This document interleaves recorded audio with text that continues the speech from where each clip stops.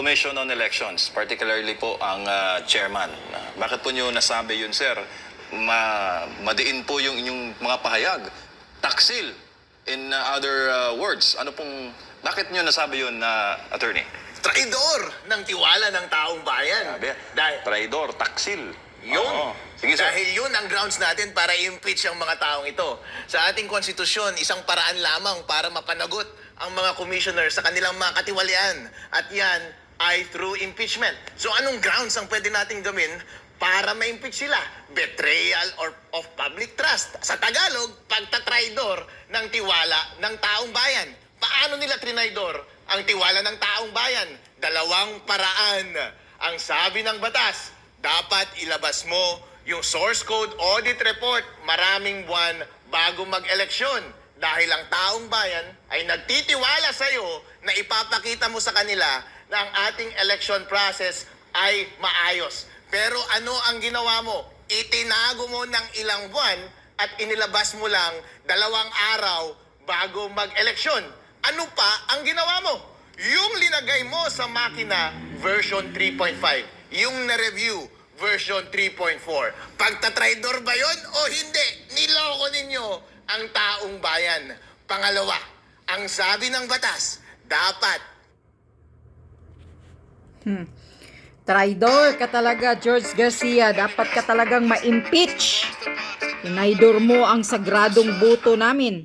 yung mga automated counting machines, direktang magpapadala ng data papunta sa COMELEC servers at sa mga transparency servers. Required yan ng batas at mga rules. Bakit ganun ang requirement ng batas? Para kapag magsesend ng data sa COMELEC, kapag manloloko ang COMELEC ng data, syempre mahuhuli ka agad ng mga transparency server. Pero ano ang ginawa ng COMELEC? Ang ginawa nila, bago magpadala pala papunta doon sa mga transparency server, naglagay sila ng data center 3 sa gitna.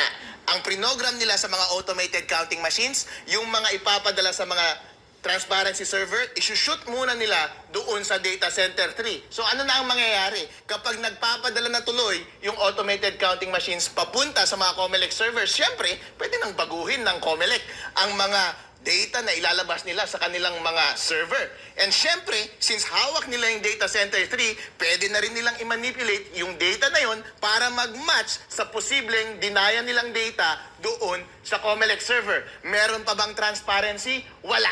Trinaidor mo ba ang tiwala ng taong bayan? Oo. Kaya itong mga commissioner ng COMELEC ngayon, mga traidor kayo at dapat kayong ma-impeach.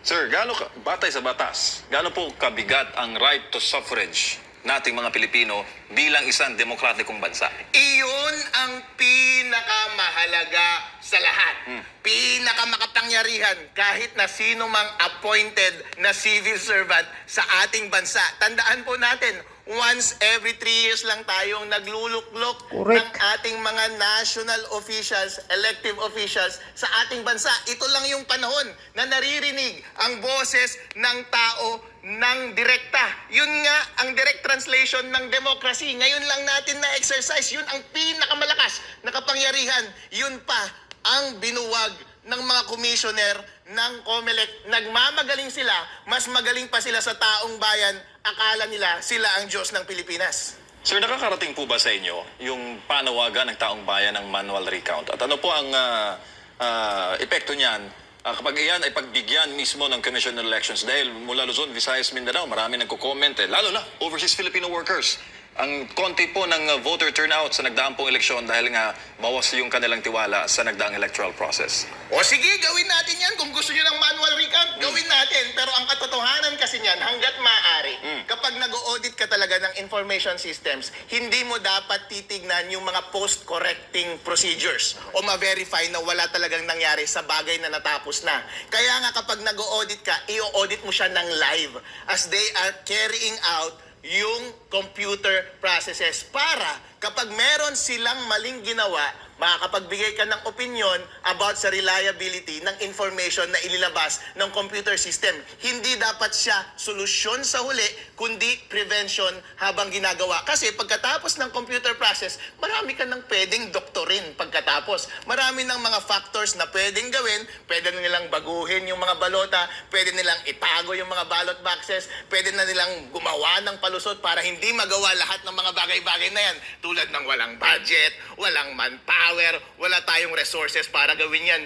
Hindi natin magagawa ang lahat ng bagay-bagay na yan. Kaya nga, sinasabi ko ngayon pa lang, since bagsak na ang COMELEC sa lahat ng kanilang procedure, before and during the election process, bagsak na talaga sila dito sa election process na ito, bagsak sa credibility ang resulta ng ating election. Bago lang si partner Admar, sir, isa rin po sa mga pinagdududa po ng ating taong bayan, yung issue po ng overvotes. Ang dami. Anong masasabi mo doon, sir? Milyon din po ang overvotes. Yung overvotes, hindi ko ma-verify kung yun ay result ng maling transmission or kung yun ay result ng conflicted na source code doon sa makina. Pero baka indication yan. Baka result siya. Pero ang sinasabi ko lang ngayon, yung integrity ng ating software, yung integrity ng ating transmission ay wala na. Kaya hindi ako magtataka kung maraming mga circumstances ngayon na lumalabas na nag-i-indicate na merong widespread fraud. Kaya kapag sinasabi mong may overvotes or kung meron mang ibang bagay na nag-i-indicate ng dayaan, lahat po yan ay valid. At ang bola ngayon ay nasa COMELEC para i-overturn nila yung presumption na sila ay nandaya sa eleksyon na ito. Attorney, balikan ko lang yung sinasabi niyo pong Data Center 3 na wala pala sa COMELEC Resolution 10098 or yung operation procedure. Kumbaga, ang nasa operation procedure pala, once na binoto na, pinindot na yung start transmission, sabay-sabay sila dapat doon sa COMELEC na server, pati yung sa, nabanggit nyo po, yung sa mga Citizen Arms, mga PPCRV, NAMFREL, pati sa media, dapat sabay-sabay para may transparency na may kumpara mo yung resulta na natanggap nitong bawat isa na ito. So, ang nangyari pala, dumaan pa pala muna sa Data Server 3 bago siya binigay doon sa PPCRV, NAMFREL, media at iba pa. Wala talaga doon sa batas at rules yung Data Center 3 kasi nga illegal. Kasi nga against siya sa principle ng transparency. Ang transparency po, ibig sabihin, dapat lahat tayo sabay-sabay, independently makakuha ng impormasyon. Para kapag nagsinungaling ang isa sa atin, yung dalawa, mahuhuli ako. Kaso nga lang, kung binulungan mo ako ng una, pero kinokontrol ko rin yung impormasyon na daraan sa inyo, malamang lolokohin ko na rin yung impormasyon na darating sa inyo. Kaya kapag gusto kong lokohin ang impormasyon na dumating sa akin, kaya kong gawin yon dahil in-intercept ko sa gitna yung dumaan na impormasyon papunta sa mga transparent parties. Mayroon ding napansin yung mga citizens Ganon sa pala. armed group itong delay, pagka-delay din ng nasa 2 oras. So ito yung nakikita nyo na may minaniobra pa muna doon sa Data Center 3 bago na naibigay kasi 2 oras daw eh. Parang hindi daw ganito sa mga nakalipas. Kasi nga, sabay-sabay, kung na-transmit na ito mula mismo doon sa ACM, sabay-sabay na dapat silang nakakatanggap. Pero sinasabi dito sa report ng NAMFREL, 2 oras ang delay. Dapat wala talagang delay, Admar. Kasi nga, pagkapindot mo sa automated counting machine, may signal sa cellular data or may signal sa Starlink, alam mo naman sobrang bilis niyan, dapat diretso ka agad sa COMELEC servers, in split second, darating ka agad sa COMELEC servers at sa transparency servers. Sa aming bayan nga, nag-participate ako sa Board of Canvassers. Nag-manual upload kami doon kasi 2 makina ay offline nung gabing iyon. So kailangan namin kunin yung USB para dalhin doon sa proceedings namin at i-upload namin mismo. Nakita ko yung pag-upload. Alam niyo po ba kung gaano kalaki lang pala yung file na i-upload sa mga server?